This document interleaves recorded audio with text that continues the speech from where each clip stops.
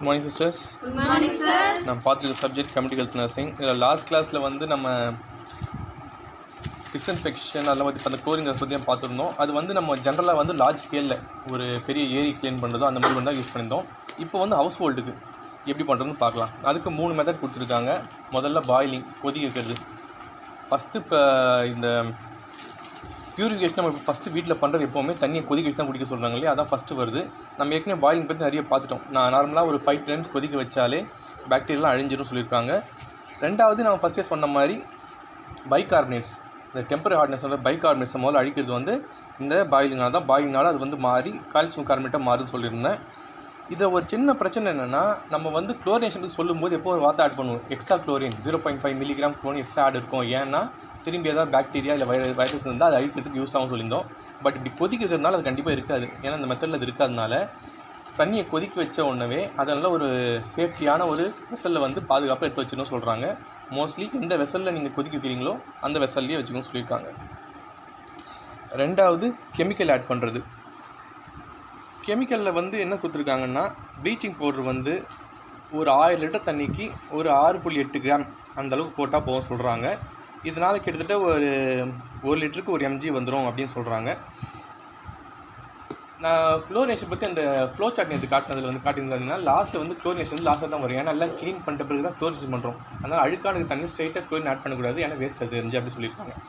இப்போ என்னென்ன கெமிக்கல்ஸ் போடுறாங்கன்னு பார்க்கலாம். ஃபஸ்ட்டு ப்ளீச்சிங் பவுடர் பார்த்தோம். இப்போ ஆலம் நான் சொன்ன மாதிரி அந்த படிகாரக்கல், அது வந்து எதுக்கு ஒரே வேலை பண்ணுறது, அழுக்காக இருக்க கலங்களாக இருக்க தண்ணியை வந்து கொஞ்சம் சுத்தப்படுத்தும். மேலே அழுக்காக இருக்கலாம் அப்படி செடிமெண்ட் ஆகிறது தான் ஆலமோட வேலை. ரெண்டாவது பொட்டாசியம் பெர்மனேட் கொடுத்துருக்காங்க. என்னென்னா பொட்டாசியம் பெர்மனேட் கொடுத்துருக்காங்க, பட் அதை யூஸ் பண்ணாதீங்கன்னு சொல்லிட்டாங்க. இப்போ எப்படி குளோரின் யூஸ் பண்ணுறோம், குளோரின் வந்து என்ன இதுக்கு யூஸ் பண்ணுறோம்னா, ஒன்று கிருமிகளை அழிக்கிறதுக்கு, இன்னொன்று வந்து அந்த மெக்னீஷியம் மைனை வந்து ஆக்சிடைஸ் பண்ண சொல்லணும். நம்ம பொட்டாசியம் பெர்மனேட்டும் அதே தான் பண்ணுது. ஆனால் ஒரு சின்ன பிரச்சனை என்னென்னா, இது கொஞ்சம் கலர் தரும். இது ஒரிஜினல் கலரே வந்து பிங்க் கலர்னால தண்ணியில் கலர் மாற்ற சொல்கிறாங்க. அது தவிர வேறு எந்த டிஸ்அட்வான்டேஜ் தெரியல இதில். லாஸ்ட்டாக வந்து குளோரின் டேப்லெட்ஸ். இப்போ ரீசெண்டாக வந்து குளோரின் டேப்லெட்ஸ் இப்போ இந்த பிராண்டாக விற்க ஆரம்பிச்சிருக்காங்க. இது என்னென்னா, தண்ணியில் வந்து போட்டாலே குளோரின் ஆக்ஷன் வரும். இப்போ குளோரின் கேஸ் ஃபார்ம் பண்ணுறோம், குளோரமைன்னு சொல்லியிருந்தில்ல, அதுக்கு பதிலாக குளோரின் டேப்லெட் யூஸ் பண்ணுறாங்க. ப்ளீச்சிங் பவுடர் மாதிரி யூஸ் பண்ணுறாங்க. இதை லாஸ்ட்டாக பார்க்கும்போது டொமஸ்டிக் ஃபில்டர். இதில் கொடுத்துருக்க எக்ஸாம்பிள் வந்து பெக்ஃபெல்ஸ் ஃபில்டர் கொடுத்துருக்காங்க. இது வந்து இப்போ யூஸ் ஆகல. இப்போ வந்து ஆரோ பியூரிஃபைல வந்துடுச்சு, அதனால் இது கொஞ்சம் அவுட் ஆஃப் டேட் தான். இது வந்து ரொம்ப பழைய மாடல் பெக்ஃபில் தான். இப்போ நம்ம தண்ணி கேன் யூஸ் பண்ணுறாங்க பார்த்தீங்களா, மேலே ஒரு கேனில் ஊற்றுவோம், கீழே ஒரு கேனில் பிடிப்போம் இல்லையா, அந்த மாதிரி அந்த டைமில் வந்து இந்த மாதிரி இருந்தது. மேலே ஒரு மெட்டல் கேன், கீழே ஒரு கேன் இருக்கும். இந்த நடுவில் ஒரு சின்ன ஓட்டை இருக்கும். அந்த ஓட்டையில் வந்து இந்த மாதிரி ஒரு செட்டப் இருக்கும். இது என்ன ஃபுல்லாக இரும்பாக இருக்கும் இங்கெல்லாம். ஆனால் இந்த பாகம் இருக்குது இல்லையா, அது வந்து ஒயிட் பவுடராக இருக்கும். அந்த ஒயிட் பவுடர் எதெல்லாம் இருக்குதுன்னா இன்ஃப்யூசோரியல் எர்த் அப்படின்னு சொல்லியிருக்காங்க. அதை பற்றி கொஞ்சம் டீட்டெயில் அப்புறமா சொல்கிறேன். இந்த எர்த்னால் ஆன ஒரு பொருளால் தான், ஒரு பவுடரால் தான் இந்த ஏரியா கவர் பண்ணியிருப்பாங்க. இது என்னென்னா, நான் தண்ணி வடிக்கிற இந்த மழை நீர் வந்து எப்படி வந்து நிலத்தடி நீராக மாறும்போது சொல்லும்போது ஒரு லேயர் சொல்லியிருந்தேன், போரஸ் லேயர், இம்பர்வியஸ் லேயர் சொல்லியிருந்தேன். அந்த போரஸ்ன்ற வார்த்தைக்கு வந்து நுண்ணிய துளைகள்னு அர்த்தம். இந்த மாதிரி இது யூஸ் பண்ணுற மாதிரி இந்த பவுடர் வச்சு இந்த ரெடி பண்ணுறோம் இல்லையா, இதில் வந்து நுண்ணிய துளைகள் ரொம்ப அதிகமாக இருக்குன்னு சொல்கிறாங்க.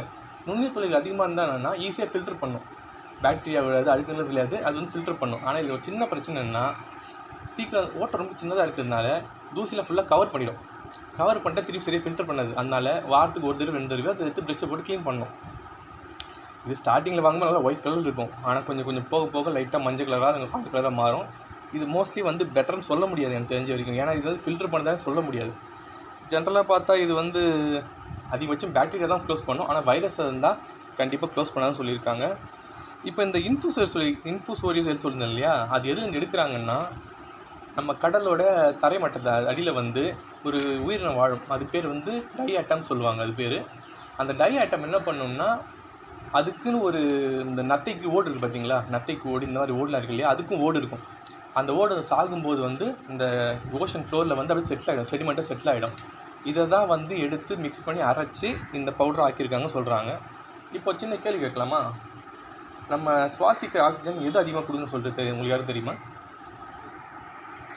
ஓகே, எதிர்பார்த்த மாதிரி எல்லாரும் பதிலும் மரமாக தான் இருக்குது. பட் உண்மையை சொல்ல போனோம்னா, நம்ம சுவாசிக்கிற காற்றுல 25-30% தான் மரங்கள் இருக்குது. மீதி 70% எங்கேருந்து வருதுன்னா கடல்லேருந்து வருது. இப்போ சொன்னேன் டை ஆட்டம் சொன்னேன் இல்லையா, இந்த மாதிரி நுண்ணுயிர் கிருமிகள் ஓஷன் ஃப்ளோர் ஃபுல்லாக இருக்கும். அது பேர் ஃபைட்டோ பிளாங்க்டன் சொல்லுவாங்க.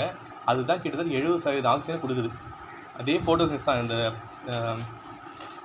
செடிகள் நடக்கிற அளவு ஃபோட்டோஸ் தான் எங்கே நடக்குது. கார்பன் டை ஆக்சைடு உள்வாங்கி ஆக்சிஜன் வெளியே வர்றது தான் அதுவும் பண்ணுது. ஆனால் இது டை ஆட்டம் சொல்லுவாங்க. நம்ம இங்கே இன்ஃபோ சொல்கிறது வந்து டை ஆட்டம் சொல்லுவாங்க. இதுதான் வந்து இந்த ஃபோட்டோசிந்தசிஸ் பண்ணி என்ன சொல்கிறாங்க, 70% சொன்னேன் இல்லையா, ஓஷன்லேருந்தே 70% ஆக்சிஜன் வருதுன்னா அது இந்த டை ஆட்டம் சொல்கிறது கிட்டத்தட்ட 20 to 40% இது தான் கொடுக்குதுன்னு சொல்கிறாங்க. இன்னொன்று சொல்லியிருக்காங்க, அது பேர் மறந்து போச்சு நினைக்கிறேன். ஓகே, இப்போ டை ஆட்டம் பற்றி மட்டும் பார்க்கலாம். இந்த இதோடைய ஃபஸ்ட்டு சொன்ன மாதிரி என்னென்னா, இது ஓஷன் ஃப்ளோர்லேயே இருக்கும். ஓஷன் ஃப்ளோர் இருக்குனால அதோடைய தோல், அதாவது இந்த செதில்தான் சொல்கிறீங்களா, அது வந்து ரொம்ப ஹெவியாக இருக்குன்னு சொல்லுவாங்க. அந்த ஹெவியாக இருக்கிறது தான் ஓஷன் ஃப்ளோரில் ஃபிட் ஆகும்னு சொல்கிறாங்க. ஒரு காலத்தில் ஒரு டைமில் இப்போ மனுஷன் வந்து பல உயிர்கள் வந்து எக்ஸ்டிங் அதான் அழிச்சுலாம் சொல்கிறாங்க இல்லையா. ஒரு வேளை இந்த டை ஆட்டம்ஸும் அழிஞ்சிடுச்சுன்னா என்ன ஆகும்னா, இந்த கார்பன் டை ஆக்சைடு அதிகமாகிடும். கார்பன் டை ஆக்சைடு அதிகமாக என்ன பிரச்சனைனா, உடம்பு இந்த எர்த்தோட டெம்பரேச்சர் சூடாகிடும். இப்போ நீங்கள் நம்மளுடைய பொசிஷன் பார்த்தீங்கன்னா, இங்கே சூரியன் ஃபஸ்ட்டு இருக்கும், அடுத்து புதன் இருக்கும், அடுத்து வெள்ளி இருக்கும், மூணாவது எர்த் இருக்கும். ரூல்ஸ் படி பார்த்தா சூரியன் பக்கத்தில் இருக்க புதன் தான் ஹீட்டாக இருக்கணும். ஆனால் அப்படி இல்லை, செகண்ட் இருக்க வெள்ளி தான் ஹீட்டு. ஏன்னா அதில் கார்பன் டை ஆக்சைடு ரொம்ப அதிகம், ஹீட்டை வெளியே விடாதனால இது ரொம்ப ஹீட்டாக இருக்கும். இதே மாதிரி நம்ம கார்பன் டை ஆக்சைடு இந்த பிளாங்க்டான்ஸ்லாம் அழிஞ்சு போச்சுன்னா, கார்பன் டை ஆக்சைடு நம்ம உள்ளிகள் இருந்ததுனால நம்ம டெம்பரேச்சரும் அதிகமாகவும் வாழ முடியாது. என்ன டைம் ஆனால் வந்து வழக்கம் போல் இயற்கை சரி பண்ணுற எல்லாத்தையும், பட் அது கொஞ்சம் ரிஸ்க்கான வேலை. ஆனால் நம்ம இப்போ மோஸ்ட்லி வந்து தண்ணியில் வந்து இந்த ஆயில் கொட்டுறாங்க, பல கழிவுகளை கடலில் தான் கலக்குறாங்க. இல்லை கண்டிப்பாக அதை பாதிக்கும். ஏன்னா இப்போயே வந்து அது குறையுதுன்னு சொல்கிறாங்க, டை ஆட்டம் சொல்கிறதெல்லாம். அடுத்து இப்போ டிஸ்இன்ஃபெக்ஷன் ஆஃப் வெல்ஸ், கிணத்துல எப்படி யூஸ் பண்ணுறது அப்படின்னு சொல்கிறாங்க.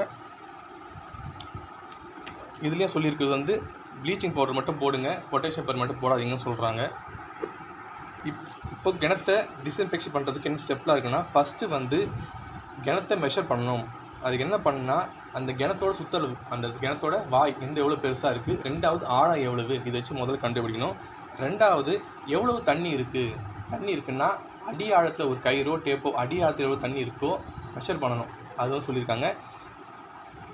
இப்போ இந்த கிணத்துல இருக்க தண்ணி ஷேப் பார்த்தீங்கன்னா உருளை வடிவம் தான், சிலிண்டர் ஷேப் தான் இருக்குது.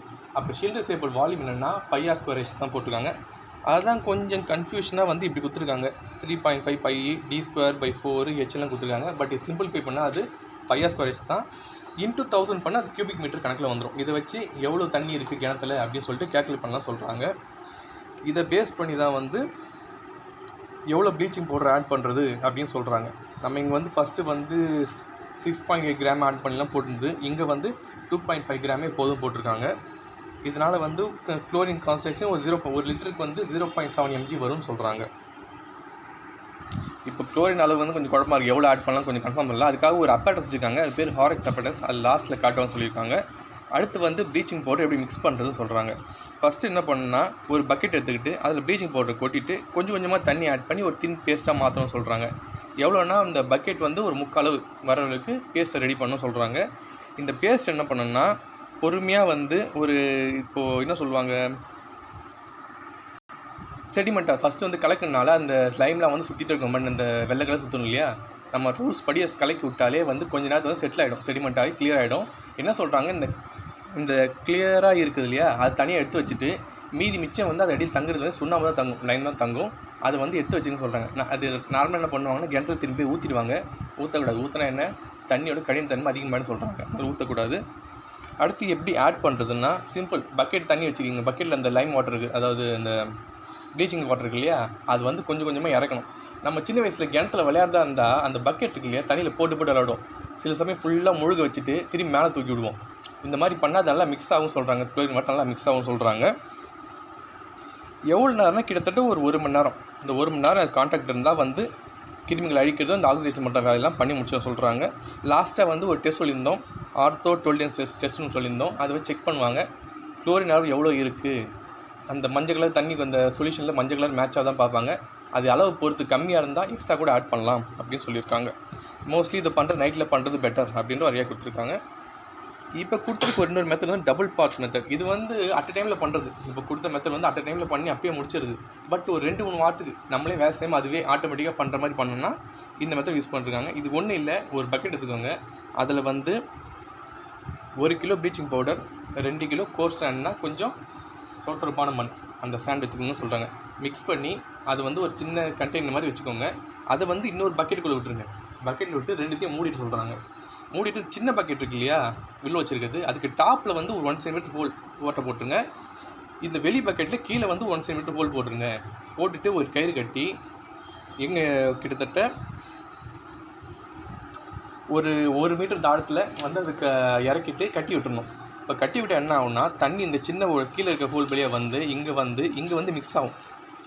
இது வந்து ரொம்ப ஓட்ட சின்னதாக இருக்கிறதுனால இந்த ப்ராசஸ் ரொம்ப ஸ்லோவாக இருக்கும். கொஞ்சம் கொஞ்சமாக தான் ஆட் ஆகும். குளோரின் வந்து கொஞ்சம் கொஞ்சமாக ஆட் ஆகும் சொல்கிறாங்க. இட்லி சொன்ன மாதிரி ஒரு 2-3 வாரத்துக்கு அப்படியே விட்டுடலாம். அது தானாகவே அந்த குளோரின் லெவலை மெயின்டைன் பண்ண சொல்கிறாங்க. அடுத்து எக்ஸாமினேஷன் ஆஃப் வெல்ஸ் வாட்டர் எப்படி எக்ஸாமின் பண்ணுறது பார்க்குறாங்க.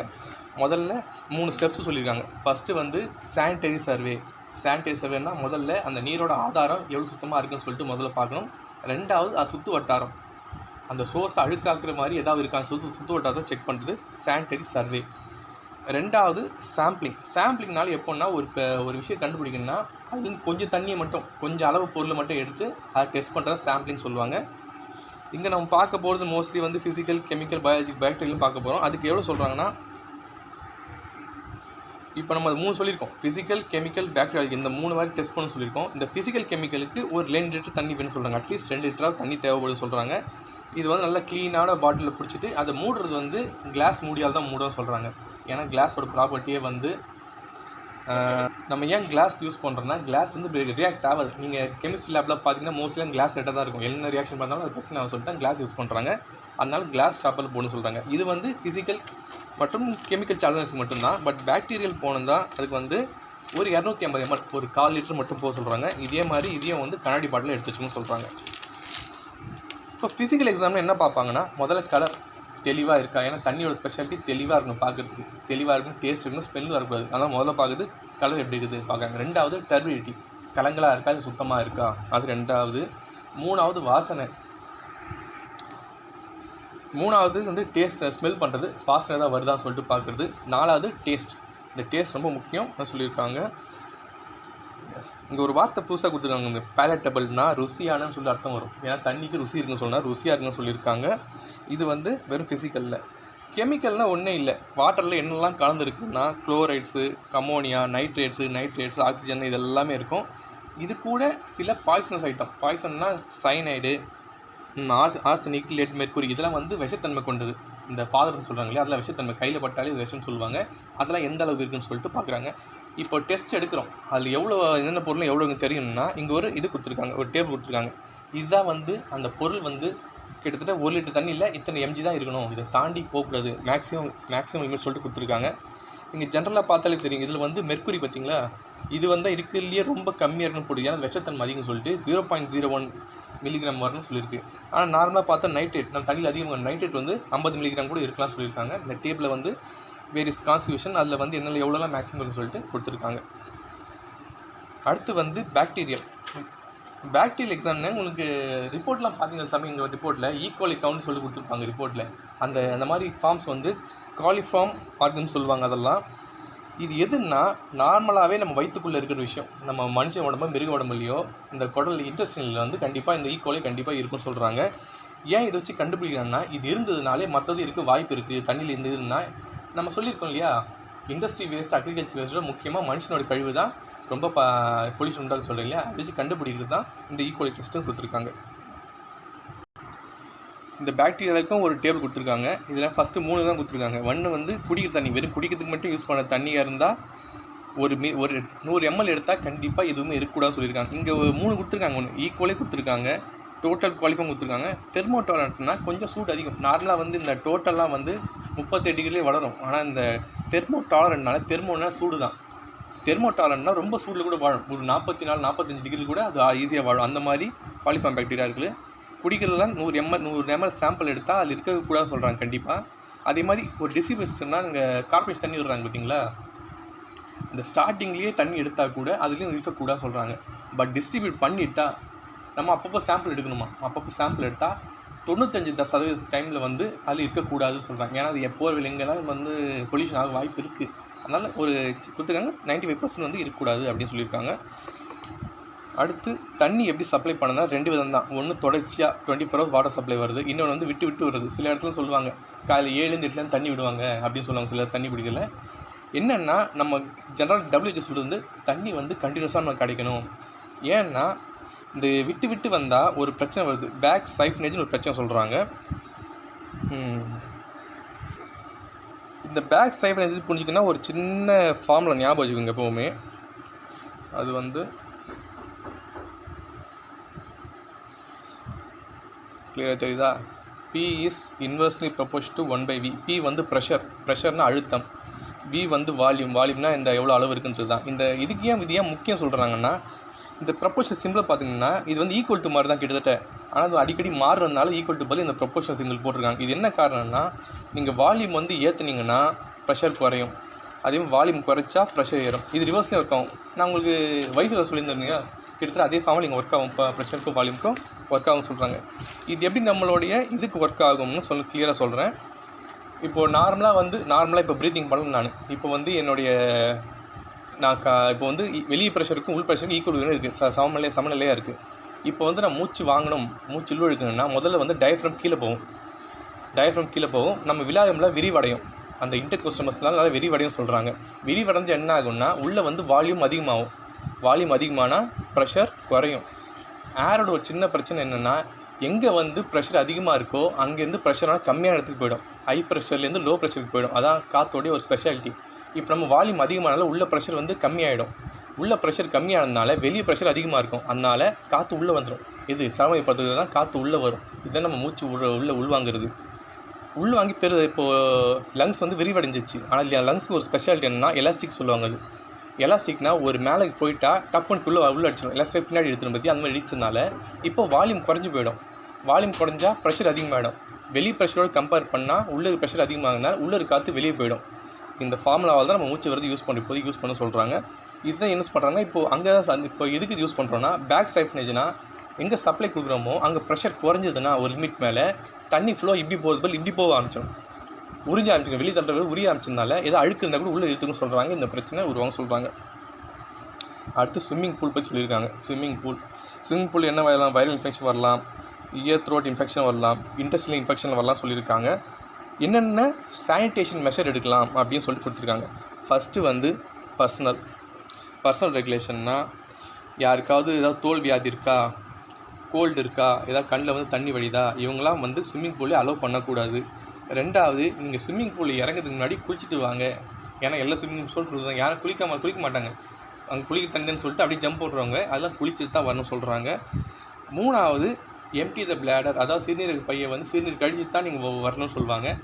இப்போது என்னென்னா, ஸ்விம்மிங் பூல் தானே யார் பார்க்க போகிறோன்னு சொல்லிட்டு சில பேருக்கு வந்து என்ன பண்ணுவாங்க, ஸ்விம்மிங் பூலில் யூரின் பண்ணுருவாங்க, யாருக்கு தெரிய போகுதுன்னு சொல்லிட்டு. ரொம்ப நாளைக்கு முன்னாடி ஒரு படத்தில் பார்த்த ஞாபகம். அதாவது ஒரு கெமிக்கல் ஆட் பண்ணால் யாரோ யூரின் பண்ணால் அந்த தண்ணி வந்து ப்ளூவாக மாறும்னு சொல்லிட்டு ஒரு கதை விட்டுருந்தாங்க. ஆனால் என்னென்ன விஷயம், ஒரு 50% பாப்புலேஷன் நம்பிடுச்சு. அதாவது ஸ்விம்மிங் பூலில் யாரெல்லாம் யூரின் போனால் கண்டுபிடிக்கிறதுக்காக ஒரு ஸ்பெஷல் கெமிக்கல் ஆட் பண்ணியிருக்காங்க. இந்த கெமிக்கலில் வந்து நம்ம யூரின் போனால் ப்ளூவாக காட்டி கொடுத்துருன்னு சொல்லிட்டு மக்கள் கூட ஒரு நம்பிக்கை வந்துருச்சு. ஆனால் உண்மையில் அப்படி கெமிக்கல் கண்டுபிடிக்கல. ஆனால் சைக்காலஜிக்கலாக அப்படி ஒரு ஐடியாவை பிளான் பண்ணிட்டாங்க. அதனால் வந்து இந்த பிரச்சனை குறைஞ்சுன்னு சொல்லியிருக்காங்க. ரெண்டாவது, ஸ்விம்மிங் பூலில் போனால் இந்த எச்சி துப்புறது, வாய் கொப்பளிக்கிறது, மூக்கு சிந்துறது இதெல்லாம் பண்ணக்கூடாதுன்னு சொல்லியிருக்காங்க. அடுத்து ஃபில்ட்ரேஷன் வாட்டர். இங்கே ஸ்விம்மிங் பூலில் வந்து நம்ம 2 ஃபில்டர் பார்த்தோம்ல, சாஃப்ட் ஹார்டு பார்த்தோம், சாஃப்ட் ஸ்லோ ரேபிட் பார்த்தோம் இல்லையா. அந்த ரேபிட் ஃபில்டர் தான் இங்கே யூஸ் பண்ணுறது. என்ன சொல்கிறாங்கன்னா, அப்பப்போ ஒரு 15%, ஒரு 100% மாற்றோம்னா அட்லீஸ்ட் 50% வந்து அப்பப்போ வந்து ஃப்ரெஷ் வாட்டர் ரிப்ளேஸ் பண்ணிட்டே இருக்கணும் அப்படின்னு சொல்கிறாங்க. அடுத்து குளோரினேஷன், கண்டிப்பாக தண்ணியை குளோரினேட் பண்ணுவாங்கன்னு தெரியும். 4வது, அது குவாலிட்டி. என்ன சொல்கிறாங்க, குளிக்கிற தண்ணியாக இருந்தாலும் அது ஸ்விம்மிங் பூல் தண்ணியாக இருந்தாலும் குடிக்கிற லெவலுக்கு இருக்கணும் அப்படின்னு சொல்கிறாங்க. இப்போ இந்த ஹாரக் அப்பேட்டஸ் ஃபஸ்ட்டு சொல்லியிருந்தேன் பார்த்தீங்களா, குளோரின் எவ்வளோ ஆட் பண்ணலான்னு சொல்லிட்டு அந்த அப்பேட்டஸ் பற்றி கொடுத்துருக்காங்க. அதுக்கு என்னெல்லாம் தேவைன்னு சொல்கிறாங்க. இங்கே பார்த்தீங்கன்னா 100 கேலன் வந்து 450 லிட்டர் போட்டிருக்கு. ஸோ 100 கேலன்னா கிட்டத்தட்ட 370 லிட்டர் வந்திருக்கணும். இப்போ என்னெல்லாம் தேவைன்னு சொல்கிறாங்க. முதல்ல வந்து 6 ஒயிட் எனாமல் கப், எல்லாமே வந்து ஒரு 200 ml தண்ணி வந்து குடிக்கிற அளவுக்கு வேணும். எனாமல் கப்னால் ஒன்றும் இல்லை, ஷைனிங்காக இருக்கும். இந்த பீங்கான் கப் பார்த்துருக்கீங்களா? பீங்கான் கப்பு இல்லை, ஆனால் பீங்கான் பார்த்தீங்கன்னா நல்லா ஷைனிங்காக இருக்கும். பார்த்தீங்கன்னா அது வந்து எக்ஸ்ட்ரா ப்ரொடெக்ஷன், கொஞ்சம் கிளாஸியாக இருக்குன்னு சொல்லுவாங்க. இதுதான் எனாமல் கப்பு, ஃபுல்லாக ஒயிட்டாக இருக்கும். அது வந்து 6 கப் எடுத்துக்கோங்க. ரெண்டாவது, ஒரு பிளாக் எனாமல், ஃபுல் பிளாக்லாம் இருக்கணும். ஆனால் வந்து உள்ளே ஒரு ஒயிட் ரிங் இருக்கணும். ஒரு அளவுக்காக ஒரு ஒயிட் ரிங் ஒன்று இருக்குன்னு சொல்லியிருக்காங்க. மூணாவது, 2 கிராம் ப்ளீச்சிங் பவுடர் எடுக்கிறதுக்கு. இப்போ மெஷரிங் ஸ்பூன்லாம் இருக்குது பார்த்தீங்களா, கரெக்டாக அந்த 2 கிராம் மட்டும் ப்ளீச்சிங் பவுடர் எடுக்கிற மாதிரி மெட்டல் ஸ்பூனு 2 எடுத்துக்கோங்க. அடுத்து வந்து எப்பவும் போலவே ரியாக்ஷன் வரக்கூடாது தான் நம்ம கலக்கணும். அதுக்கு கலக்கணும்னா முதலுக்கு நமக்கு கிளாஸ் ராடு தேவை. அந்த கிளாஸ் ராடு, அப்புறம் பிப்பெட், இந்த உரி வாங்கிட்ட கெமிஸ்ட்ரியில் அந்த பிப்பெட் ஒன்று தேவை. லாஸ்ட்டாக வந்து நம்ம செக் பண்ணுறதுக்காக கேட்மியம் ஸ்டார்ச் அயோடைன்னு சொல்லிட்டு ஒன்று யூஸ் பண்ணுறோம். இப்போ என்ன பண்ணுறோன்னா, என்ன ப்ரொசீஜர்னா, ஒரு பிளாக் 2 கிராம் சொல்லியிருக்கோமா, ஒரு சின்ன கருப்பு கப்பு எடுத்துக்கிட்டு, ஒரு கப் எடுத்துகிட்டு அதில் 2 கிராம் வந்து ப்ளீச்சிங் பவுடர் போட்டு கொஞ்சம் தண்ணி ஊற்றி சின்ன பேஸ்ட்டாக பண்ணணும்னு சொல்கிறாங்க. இது எவ்வளோன்னா, அந்த பிளாக் கப்பில் வந்து அந்த ஒயிட் ரிங் வந்து சொன்னீங்களா, அந்த ஒயிட் ரிங் அளவுக்கு வரைக்கும் அது ஃபில் பண்ணணும். ஃபில் பண்ணிவிட்டு அந்த பிப்பட்டால் உறிஞ்சி எடுத்துக்கணும். உறிஞ்சி எடுத்துக்கிட்டு இந்த ஒயிட் கப் இருக்கு இல்லையா, அதில் வந்து ஒரு 1/4 கப்பு வரைக்கும் நம்ம இந்த நம்ம செக் பண்ணுற தண்ணி இருக்கு இல்லையா, அந்த தண்ணி வந்து ஒரு 1/4 கப் வச்சுட்டு 3 கப்பையும் வச்சுட்டு, ஃபஸ்ட்டு கப்பில் 1 ட்ராப், செகண்ட் கப்பில் 2 கிராப், 3ஆவது கப்பில் 3 ட்ராப் சொல்லிட்டு விட்டுட்டு அதை மிக்ஸ் பண்ணணும். இதெல்லாம் மிக்ஸ் பண்ணிவிட்டு அதுக்கப்புறம் இந்த சொல்லி பார்த்தீங்களா, கேட்மியம் ஸ்டார்ச் அயோடைன் சொல்லிட்டு அது வந்து காட்டுறது தான் ஒரு விஷயம். என்ன நம்ம கெமிஸ்ட்ரி டெஸ்ட்லாம் வந்து செக் பண்ண சொல்லியிருந்தா, ப்ரௌன் ரிங் வரதுக்கு டெஸ்ட் பண்ணுவோம்னு சொல்லிட்டு பண்ணுற மாதிரி, இது சும்மா ஒரு காட்டுறது தான், நம்ம ஒர்க் ஆச்சலையும் காட்டுறது தான். இதை கலக்கிட்டு இதை ஆட் பண்ணி திரும்பி கலக்கி விட்டோம். கலக்கி விட்டால் இந்த 3 கப்பில் எது ஃபஸ்ட்டாக ப்ளூவாக டேர்ன் ஆகுதோ அந்த கப்பை நோட் பண்ணோம். இப்போ வந்து 3rd கப் சொல்லியிருக்காங்க. ஒரு செகண்ட் கப்பில் இருந்ததுன்னா, செகண்ட் கப்பில் 2 ட்ராப் விட்டோம். அப்போ வந்து 4 கிராம் 4 மில்லிகிராம் வருது இல்லையா, 4 கிராம் வருது இல்லையா, அப்போ 4 கிராம். இப்போ நம்ம என்ன 100 லிட்டர் தண்ணிக்கு 4 கிராம் வந்து ப்ளீச்சிங் பவுடர் போகணும்னு சொல்லிட்டு கண்டுபிடிச்சிருவோம். இந்த 4 கிராமில் வந்து நம்ம வழக்கமாக சொல்கிற அந்த எக்ஸ்ட்ரா குளோரின் 0.5 mg குளோரின் இருக்கு இல்லையா, அதுவும் இதில் ஆட் ஆகும் சொல்கிறாங்க. ஸோ இதோடு நம்ம வாட்டரை முடிச்சிட்டோம். நம்ம அடுத்த கிளாஸில் ஏர் பற்றி பார்ப்போம். ஏர் சாப்டரும் க்ளோஸ் பண்ணலாம். Okay sister, thank you. Have a nice day. Thank you sir.